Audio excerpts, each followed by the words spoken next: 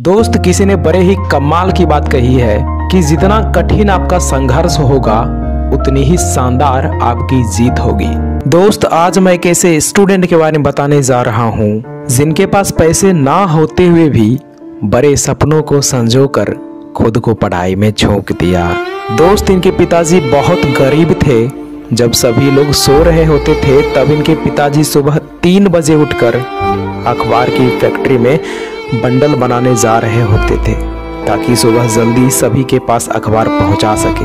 जरा से इनके पिताजी अखबार बेचने का काम किया करते थे। दोस्त, सुबह 3 बजे उठकर साइकिल से पेपर बेचने का दर्द क्या होता है ये सिर्फ एक पेपर बेचने वाला ही समझ सकता है। लेकिन फिर भी इतनी मुश्किल और कम इनकम होने के बावजूद भी अपने बेटे को पढ़ा लिखा कर एक अच्छा जॉब दिलाना चाहते थे और कहते थे कि मैं जिस गरीबी में रहकर जिस काम को कर रहा हूँ वो काम मेरे बेटे को करना ना पड़े।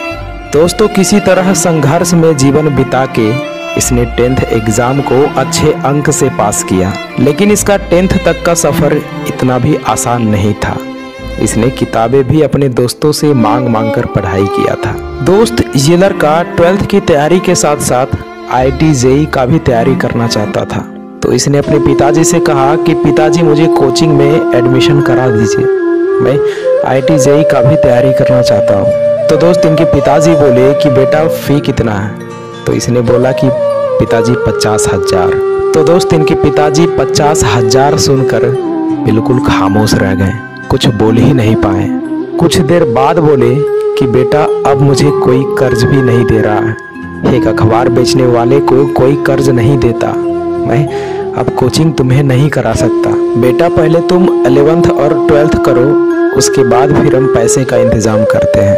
तो दोस्त, इतना बात सुनकर ये लड़का अपने रूम जाकर बहुत रोने लगता है और सोचने लगता है कि पिताजी मुझे कर्ज लेकर पढ़ा रहे थे और मुझे कभी बताया तक नहीं, और मैं एक और टेंशन दे दिया हूँ 50,000 इंतज़ाम करने का।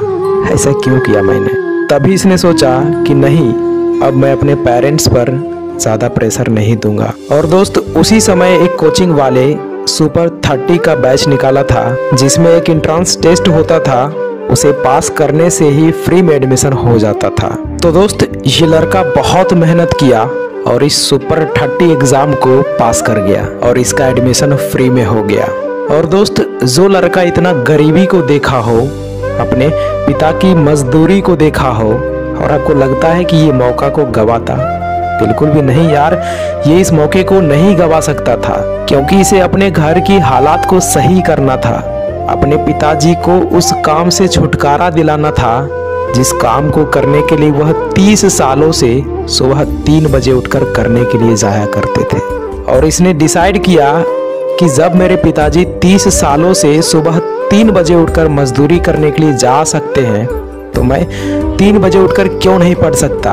मैं पढ़ूंगा।